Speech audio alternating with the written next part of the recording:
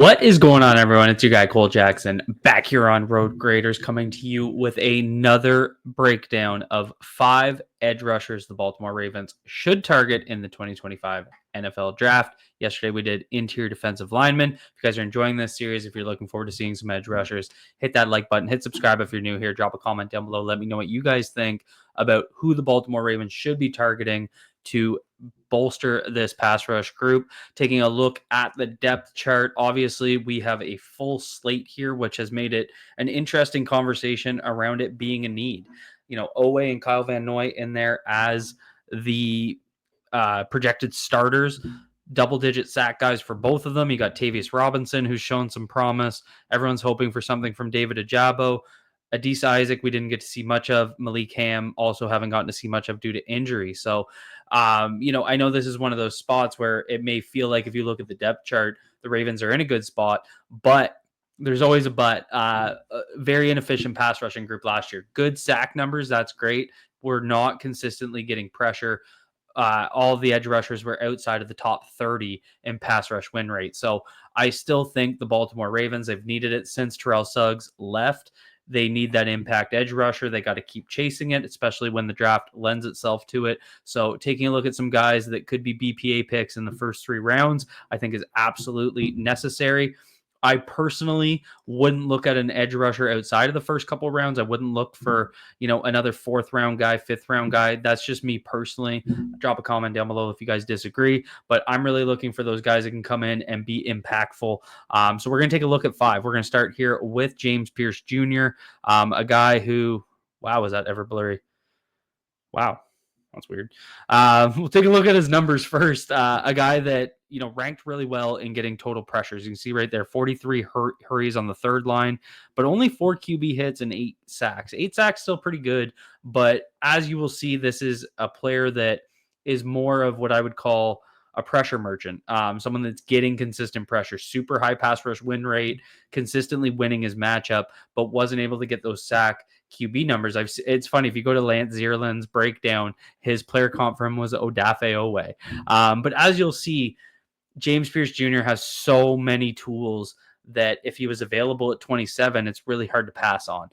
So let's kind of dive into his tape here and take a look at some of the clips because it's really pop. But the big thing is, before we jump into it, because I will talk about it a few times, the amount of times he gets to the quarterback and misses a sack, you will have Odafe Owe PTSD. It's really quite something, but you got to give him credit for being able to consistently get to the quarterback. So it's going to be one of those interesting discussions. I think if we weren't constantly talking about Odafe Owe missing sacks, I'd feel a lot differently, but I will admit I'm pretty scarred by that. So, we'll watch here, number 27 on the right side of your screen. Good rep right here. You're going to see the quarterback take off. But you can see his explosiveness, and that's really where he wins. That first step, that nice rip when he comes around the corner. He's got good bend, good explosiveness, good first step. So you're going to see here snap timing. Look how he times the snap. Upfield, he's the first one off the line, gets after it. He does get the sack there. But this is the type of athleticism that it's hard to find. And like I said, you can see here the ball, none of the offensive linemen have taken a step, and you can see him already lifting out of his stance, coming around that corner to get after the quarterback. So he just has that explosiveness that you cannot teach. Keep going here. More of that. I do find if a guy's able to get out to him, he does have a hard time when that arch rush is taken away from him. So I think as he modifies his pass rush game, that's going to be a big step for him. He's really that upfield pass rusher that wants to threaten that angle and then dip under and round the corner. But once a guy is able to match him or get his hands on him early, he needs to kind of develop that secondary pass rush move. Here we'll see a little bit more. See what I mean? So that's kind of what I like to see. So hand gets on him right here, and he's going to use that inside hand late to push it through and then get around the arc. So seeing that more consistently, I think, is going to be a big thing that's going to make him successful. He's on the right side of the screen here. There's that explosiveness up. You see he's able to get those hands off. So sack's going to come from elsewhere, but obviously he gets a big win there. So I think he's on the right side of your screen here. Yep. See how he's pushing those hands away on that one, but doesn't get the sack because the quarterback stepped up. So right here, as again, talking about that point earlier, as the tackle gets out to him hands on, he is swatting those hands late and continuing to bend the corner. He's got really good lower body flexion. I think that's going to be probably the biggest part of his game. They like to do this a lot. I talked about this in the Omar Norman Lott section. He's actually right here, lined up as a 2-eye technique. So they stack 3 on this far side. And what they want to do is ISO the right tackle against James Pierce Jr. And you're going to see it here. See that right guard's going to slide because they want to slide to the strength of that D-line. It's going to create this one-on-one situation. And here he gets around but slips. So see that pressure, though, that pressure forces the quarterback to step up. That does a lot of things, right? It disrupts route timing, forcing the quarterback to step up if they have a 3-step drop and it's, a 5-6 yard route where the receiver is going to be breaking. If he's forced to step up, that route gets disrupted. So getting that quick pressure, even though it's just pressure and not a QB hit or a sack or a throwaway, obviously those are the more beneficial pieces, but getting that quick pressure and getting pressure very fast into a snap is very, very significant for the defense and something that he absolutely brings to the table. Keep moving here. It's going to be against the tight end, off the play action, and he actually misses that. I don't know why the clip shuts down, but he actually misses that sack opportunity, and that's the type of missed tackles that I think is going to frustrate people. Back on the other side, we're going to get around the corner. Again, showing that quickness around, that ability to bend and dip. Here we're going to get around, and again, missing that. That's Jalen Milroe, so fair enough. He's good at getting away, but you can see what I mean. He does everything he needs to here. Works around, nice little rip move to kind of, as he's dipping, to kind of keep that hand off his shoulder, get around the corner, and create that clean laneway into the back of the pocket. But you got to be able to finish these. And just consistently, I found he just kept missing tackle after tackle. A little bit of a bull rush there. Comes in on the interior rush. See him get after that, miss the tackle. It's very, very consistent. I was shocked across. I watched 3 of his games, and I believe he had 4 or 5 missed tackles. Like seeing this here just to see him attack that inside shoulder because, like I said, I want to see him diversify his skill set. So just, with 5 outside, he's going to threaten inside. And just like seeing that on the inside move, get up to the quarterback. Right side of your screen here. Again, right into it, very good there, disrupting the pass. So that's really James Pierce Jr., one of the most explosive guys in this draft class. If that's what you're looking for, you really can't go wrong there. It's just the amount of missed tackles is going to frustrate Ravens fans just after what they've seen from almost OA. So we'll keep moving here. We'll jump into Donovan Ezeiruaku. Super not as explosive, but super refined pass rusher. You can see it here in his RAS score. The RAS score takes a hit because of his size, but great and elite composition when it comes to his explosion and agility, and that shows in spade on his tape. He had 14 sacks last year, 20 quarterback hits. So that means he hit the quarterback 34 times last year, and he added 26 hurries. So just consistently getting into backfields, consistently being disruptive. 20 QB hits is absurd. So not only was he getting the sack numbers, but he was consistently getting to the quarterback, pretty close to on time and being very disruptive. So that's what we want to see out of a pass rusher. I only was able to clip up 1 game just because there's lack of tape out there. So we're just going to be looking at 1 game, only a few snaps, but you'll get a good feel for the type of rusher he is. He's on the right side of your screen, number 6. And right here, I want to show here. So this is really his go-to, this Euro step pass rush. See those slow movements, and he doesn't quite make it work for him on this one, but that type of lower body fluidity is so intriguing. You see it from some of the best pass rushers out there, guys that are able to, take slow into explosive steps, guys that are able to, make those crossover moves with their hips. That is some of the best stuff that a coach can get to develop, and he has it in spades. So I think that's super encouraging. See right there, that quickness to move laterally. That's really that explosiveness. So he's going to start against a tight end. They bring a cross block across, and he's going to just inside swim into both of them and get after the quarterback. Really explosive, really good agility, moving side to side. All these prerequisites that I want to see out of a guy that's going to develop under Chuck Smith here in Baltimore. Get into another one here. Good physicality. I found he had a mixed bag, used a little bit of everything in his pass rush game. Wasn't just a speed rusher, not just a power rusher, not just a finesse hands placement guy. Does a little bit of everything. So just showing that here, how you can get in there, create that separation, really convert speed to power, really a complete pass rusher. And there's a good look at, that stop-start ability. So he's going to attack inside, and then you're going to see him right there take that outside step. So he's going to plant, keep an eye on his left foot. So right at this freeze frame, this is when he starts to plant to move back outside. We'll move it back a little bit. So watch that right there. And that is the ability. He does end up on the ground, fair enough. We're going to see him get a sack off of a similar move here in a second. But that type of ability to move laterally and that agility is really what I think is going to be his go-to in the NFL. Again, a little bit more physicality on the inside pass rush, really mixing up his set, and then right there fighting through. Again, that ability to cut back outside, have that flexibility in his hips, and that agility to move back outside. So here we're going to come in, take that step outside, round the corner, get after the quarterback. Really, really solid at doing that. A little bit more physicality, not as much success on that one, but a guy that will mix up his set, do a little bit of everything. I think it's exactly the type of guy the Baltimore Ravens are going to be looking for, and he has all the production numbers to back it up. So I think that's definitely someone that's going to be in play.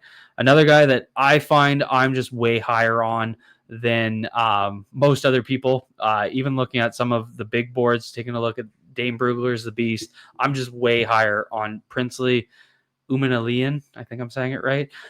Way higher on Princely than most. You look at his RAS score. Again, he's hurt a little bit by the size. Didn't have a great 10-yard split, but a solid 40 at the end. Not great agility numbers, but his explosiveness really pops on tape. Solid production, 11 sacks, 16 quarterback hits, and 28 hurries. Didn't come off a significant amount of snaps either. In that Ole Miss defense, they played a lot of different guys. He wasn't playing. He played a good amount of snaps, but not as many as I would have expected out of a starter. But good production and definitely a very high pass rush win rate. So you're going to see here that explosiveness, that upfield pass rush, all of that's in Princely's game. Very much a true speed rusher. Biggest lap in his game is kind of that lack of speed to power and, diversifying that pass rush game. But you see right there, in for the sack, he's just running around the tackle here. Simple as that. This is just one of those snaps where this is just pure athleticism. He's just going to step outside and run around him. Absurd that that's able to happen, playing against a team like Oklahoma, but that's the type of athleticism he has. He's on the right side of your screen here. Same thing against Georgia, just outside speed rush for the strip sack too. You're going to see a nice little patience here, a little skip step. And then as soon as he has that rip move, the ones he bends the corner as well, keep that hand recovery off of him. Does it so consistently. You're going to see it against Oklahoma again here. Doesn't get the sack, but, gets the pressure. Moving back up here. You can see him start to bend that corner, get into the QB hit. Consistently around that corner very, very fast. Again, here against Oklahoma for the sack, he just runs around the guy. So he has that upfield pass rush burst that the Ravens have been looking for quite some time. Go back through this 2 snaps here. It's very impressive to see him get around the corner this fast. Did this at the Senior Bowl too, so it's not just a competition thing, obviously. Back around the corner, threatening that corner. A guy that you can align as a wide tech.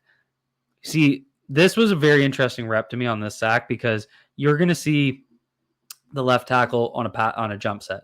So you're going to see him, see how fast he steps out. So he tries to take those 2 steps to get to the wide 9 alignment and, try and get his hands on him early. But right here, he bends outwards and, again, uses that inside rip hand to bend that corner. And the amount of bend he has to show right here, he has to bend down low right there, plant that foot, and he's still around the bend. He has so much flexibility in his ankles specifically that he's able to hit those harsh angles and get after the quarterback. There he hits a spin move in for the sack. So just very productive using a wide array. Obviously, his go-to is the speed rush, the bend, but he's able to mix in some of these things. There he's just upfield, gets the QB hit off of, the tackles trying to get his hands on him again, just too slow to do it. Simply too athletic. The other side of the D-line here, forcing the quarterback to roll out. So consistently winning his pass rush battle. But it's hard to find that type of athleticism. A guy that could be there in the second round, a guy that I certainly, if they go a different direction in the first round, I would consider moving up for. If they got like a Malachi Starks and then traded up for Princely, I'd be very happy with that outcome. I can't see him making outside of the top 40 picks.